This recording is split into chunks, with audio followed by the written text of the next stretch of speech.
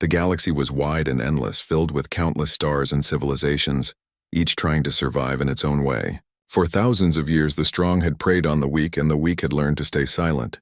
But silence could not always save a people, and sometimes even the most peaceful worlds had no choice but to cry out for help. The Terevians were one of those peaceful races. They were gentle, tall, silver-skinned beings who valued knowledge and art above all else. Their cities shone with crystal towers, and their lives were dedicated to harmony. They had no great fleets, no powerful armies, and no advanced weapons. To them, violence was something ancient, something long forgotten. But then came the Draxian horde. The Draxians were the complete opposite of the Terevians. They were brutal conquerors, thriving on war, and proud of their iron fleets that spread across systems like a disease. Their warships were massive, built only to destroy and enslave. For generations, they had terrorized weaker species, forcing them into servitude. The galaxy feared them, but no one dared to fight them directly. When the Draxian fleet descended upon Terevia, the peaceful people had no hope. Their defense satellites were swept aside like dust. Their orbital stations were burned in minutes. Their planet, once full of calm skies, now shook under fire from above. Families ran to underground shelters. Leaders tried to send messages, but they all knew the truth. They could not stand against such an enemy. Desperate, the Terevian High Council gathered in their central hall, hidden deep inside the planet. Their voices trembled as they made their choice. They would send an SOS signal across the galaxy. It was an ancient code, one that carried only a single message: "We are dying. Help us." The signal was not meant for any one species. It was sent blindly into the void, carried by powerful transmitters leaping from star to star. But deep in their hearts, the Terevians feared the truth. No one would come. For days, the signal crossed light years. Empires heard it, yes, but they turned away. The Kalari Syndicate ignored it, not willing to risk their trade fleets. The Zavari Empire dismissed it, unwilling to challenge the Draxians. Even neutral councils refused to respond. Helping the Terevians meant certain war, and no one wanted to pay that price. But then, the signal reached an unexpected world. A quiet, overlooked planet at the edge of a spiral arm. A planet most of the galaxy had never considered important. A planet called Earth. On Earth, in a hidden listening post deep beneath the mountains, technicians froze as the alien SOS was translated on their screens. They listened again and again to the message. It was not a trick. It was a true cry for help. Within hours, the signal reached the highest levels of Earth's leadership. In secret chambers, admirals, generals, and leaders gathered to decide what must be done. "Another species is asking for help," one of the admirals said, his voice low. "But this is not just a rescue. This means standing against the Draxian horde. The galaxy fears them. Should we risk Earth for this?" For a long time there was silence. The weight of the choice was heavy. Earth had always hidden its strength. To the galaxy, humans were little more than newcomers, not worth notice. But those in the chamber knew the truth. Humanity had prepared for centuries. Earth was a death world, a place where life was hard and survival was brutal. From that world, humans had risen, shaped by storms, wars, and endless challenges. They had built ships not for beauty but for survival. Their fleets were not ordinary fleets. They were Deathworlder Warships, designed to endure what others could not and to fight when others would break. Finally, the Earth commander stood.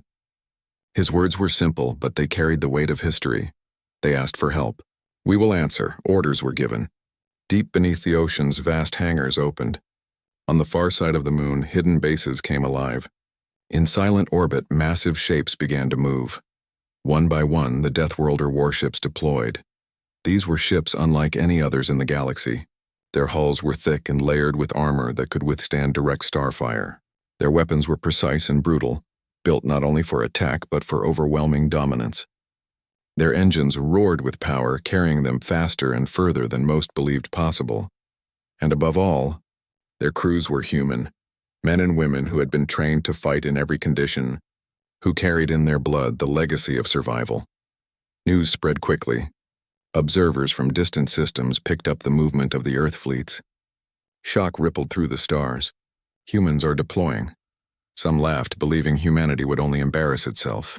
Others trembled, remembering old warnings whispered in secret councils that the species of Earth was dangerous, and that if ever their fleets left their world, the galaxy would never be the same. Meanwhile, on Terivia, the skies burned. The Draxians pressed their attack, landing ground forces, enslaving villages, and crushing resistance.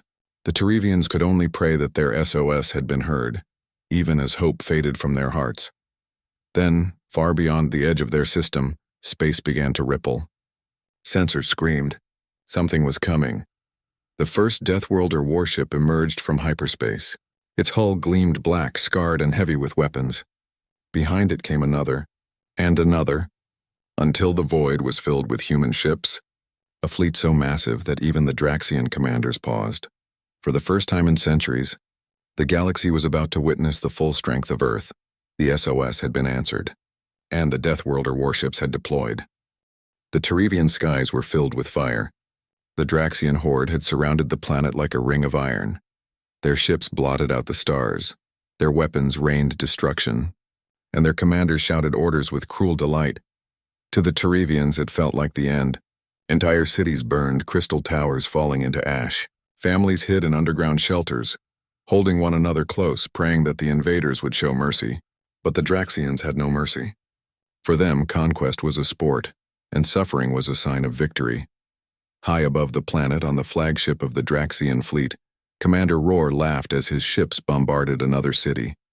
His tusked face twisted into a grin as he turned to his officers. "Soon this world will kneel," he declared. "The Terivians will be nothing more than slaves. Their beauty will be ours, their knowledge will be ours, and their people will work until they break." But even as he spoke, alarms began to echo through his ship. Strange signals were appearing on their long-range sensors, massive energy signatures, engines of unfamiliar design. And then, like shadows tearing through the fabric of space, the humans arrived. One by one, the Deathworlder warships dropped out of hyperspace. The first ship appeared with a thunder of energy, its armored hull gleaming black against the stars. Then came another, and another.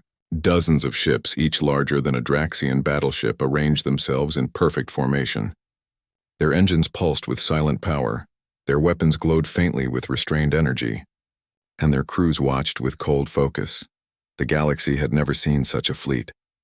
On the surface, the Terivians looked to the skies in awe. For a moment, they thought it was yet another wave of Draxian reinforcements. But then, through the smoke and fire, their translators carried the first human message across every channel. "This is Earth Command," the voice said calmly. "We have received your distress call. You are not alone." The Terivian shelters erupted with hope. Mothers cried as they hugged their children. Elders whispered prayers of thanks. For the first time since the invasion began, the Terivians felt a spark of light in the darkness. The Draxians, however, were not impressed. Commander Roar sneered at the transmissions. "Primitive newcomers," he scoffed. "They dare to face us? Crush them. Let the galaxy watch their foolishness." The Draxian fleets moved with confidence, their ships spreading out to attack. Hundreds of warships swarmed forward, weapons blazing, hungry to destroy the intruders. But the humans did not retreat. They did not even move at first. They held formation, their ships silent and calm, like predators waiting for the right moment. Then, with a single order, they struck. The first salvo from the human warships cut through the void like a storm. Missiles streaked out at impossible speeds, guided by precision that no Draxian could match. Beams of energy lanced across the stars, carving through enemy armor as if it were paper. Explosions tore across the battlefield as entire squadrons of Draxian ships were reduced to fireballs in seconds. The Draxians roared with disbelief. Never had they seen such destruction. Their formations broke apart as panic spread. Commanders shouted orders, but it was too late. The humans pressed forward. Their ships moved with terrifying discipline, covering one another, advancing with mechanical precision. Where the Draxians fired wildly, the humans fired only once, and every shot struck true. On Terivia's surface, the people watched as the night sky turned into a canvas of fire. For once, it was not their cities burning, but the Draxian fleet itself. The sight filled them with wonder and fear. Who were these Deathworlders? What kind of species could fight like this?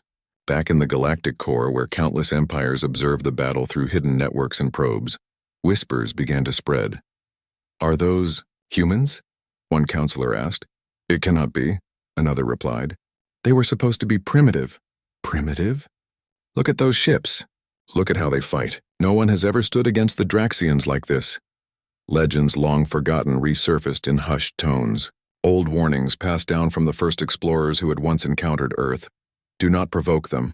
Do not invite their wrath, for they are Deathworlders. The Draxians, however, refused to accept defeat. Commander Roar slammed his fists against the command table, shouting at his officers, "Send in the heavy cruisers. Ram them if you must. Show them the strength of the Horde." Dozens of massive Draxian cruisers surged forward, their weapons unleashing a torrent of fire. Space trembled with the force of their attack. For a moment, it seemed even the human fleet would falter. But then, the humans revealed their true power. The flagship, Iron Resolve, turned its broadside toward the incoming cruisers. Its cannons opened fire, releasing a storm of destruction. The blast tore through 3 cruisers instantly, their hulls shattering into debris. The rest staggered under the relentless assault, unable to match the Deathworlder firepower. The humans did not stop there. Smaller warships darted through the chaos, striking with surgical precision, cutting engines, shattering weapons, and leaving the Draxian ships helpless. By the time the second hour of battle ended, nearly half of the Draxian fleet was gone. The survivors drifted in broken pieces, their crews lost, their commanders silent. The Turivians wept with joy as the tide turned. The message was clear. Their world was not alone, but the galaxy was not celebrating. Across the stars, fear spread faster than light. If this was only one human fleet, how many more were hidden? If they could destroy the Draxians so easily, what would they do if they turned their eyes toward other empires? On the human flagship, Admiral Reyes stood with his officers watching the enemy retreat. His voice was steady, without arrogance, without cruelty. "Hold position," he ordered. "We are not here for conquest. We are here because someone called for help." The crew nodded. They knew their mission. They knew their strength. And they knew the galaxy was watching. The Draxians, broken but not destroyed, pulled back. Commander Roar swore vengeance as his battered fleet limped away. But even he could not hide the fear in his eyes. For the first time in living memory, the Draxians had been stopped. Not by another empire, not by some great coalition, but by humans, the Deathworlders, and the galaxy trembled. The battlefield above Turivia was silent now, except for the drifting wreckage of broken Draxian warships. Fires burned in the void, fragments of twisted metal floating past shattered hulls. The once proud fleet of the Draxian horde had been humbled, nearly cut in half by the sudden arrival of Earth's Deathworlder warships. For the Turivians, hope had returned. On the surface of their scarred planet, people poured out of shelters, staring up at the skies that were no longer filled with death, but with the protective silhouettes of human ships. Families held one another and whispered thanks. The name Earth was spoken with reverence, though most of them had never even heard of humans before this moment. Inside the human flagship, Iron Resolve, Admiral Reyes studied the tactical displays. Red markers showed the remaining Draxian ships retreating, their formations scattered and weak. Reyes could see the fear in their movements. They were no longer fighting with confidence, only trying to escape. "Admiral," said Captain Lin, standing beside him, "shall we pursue? We can destroy the rest of their fleet before they regroup." Reyes shook his head slowly. His voice was calm, steady, and firm. "No, let them run. Our purpose is not conquest. We are here to answer a call for help, nothing more." Some of the officers exchanged uncertain glances. They knew they had the power to wipe the Draxians from the system entirely. But they also knew the Admiral's words carried weight. Earth was not here to conquer. It was here to show the galaxy what humanity chose to be. The Turivians, still shaken, soon received a secure communication from the humans. Their leaders gathered nervously in a half-destroyed council chamber, watching the holographic image of Admiral Reyes flicker into view. "This is Earth Command," Reyes said, his tone steady but not unkind. "Your signal was received. Your people fought bravely, but no one should face such a terror alone. We came because you asked." The Turivian High Speaker bowed deeply, her silver skin bruised but her eyes filled with gratitude. We thought no one would come. The galaxy has always turned away from us. Yet you answered. Why?" Reyes's gaze did not waver. "Because we know what it means to be ignored. Because once long ago, humanity too cried out for help and no one came. From that day we swore a promise. When others call, we will not turn away." The chamber fell silent. The Terevians had expected demands, tribute, or control. Instead, they found compassion mixed with strength. Meanwhile, the galaxy beyond Terevia erupted in whispers. Across distant empires, rulers and councils studied the battle recordings in disbelief. The humans had not only fought the Draxians, they had defeated them with ease. In the Kalari Syndicate, merchants argued whether Earth would now dominate the trade lanes. In the Zovari Empire, military commanders debated if they should strengthen their borders in fear of human fleets. Even the distant neutral councils, who had long avoided war, now wondered if neutrality could save them should the Deathworlders turn their gaze outward. But what frightened them most was not only humanity's power. It was their choice. The humans had the strength to destroy the Draxians completely, yet they did not. They had the opportunity to enslave or demand tribute from the Terevians, yet they did not. They came, they fought, and they left the survivors free. To many empires, that was more terrifying than conquest. On the Draxian flagship, Commander Roar sat in silence as his damaged ship limped away. Rage burned in his chest, but beneath it was something he had never known before: fear. His empire had crushed countless worlds, but this was different. The humans had not only defeated them, they had humiliated them. Roar clenched his fists, his tusks grinding as he swore to himself. The humans will pay for this. One day the Draxians will rise again. One day we will show them that no one humiliates the Horde. But even as he said the words, doubt lingered. He had seen the human warships with his own eyes. He had felt their firepower tear through his fleets as if they were nothing. And deep inside, he knew the truth. The Draxians had finally met a predator greater than themselves. Back on Terevia, the humans did not leave immediately. Instead, they set about helping repair orbital defenses, stabilizing the planet's infrastructure and distributing emergency supplies. Their efficiency shocked the Terevians. These humans were not only warriors, they were builders. Where the Draxians had destroyed, the humans restored. When their work was complete, Admiral Reyes broadcast one final message, not only to the Terevians, but to every listening ear across the galaxy. This is Earth Command. To those who call for help, know that we will answer. To those who prey on the weak, know that we are watching. We are humanity. We are Deathworlders, and we will not stand aside. The message echoed across the stars. For the Terevians, it was a promise of safety. For the Draxians, it was a warning of doom. For the galaxy, it was a revelation that humanity had stepped into the light of history, and nothing would ever be the same again. As the Deathworlder fleet prepared to depart, the Terevian High Speaker stood on her planet's surface, watching the massive ships rise against the horizon. Her people gathered around her, their voices soft with awe. They are not conquerors, she whispered.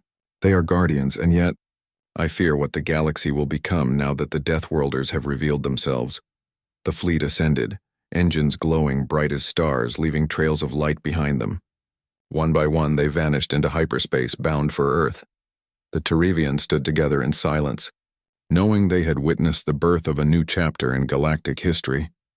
For while the Draxians had been stopped, the greater truth had been revealed. Humanity had answered the call, and the galaxy trembled at the reckoning of the Deathworlders.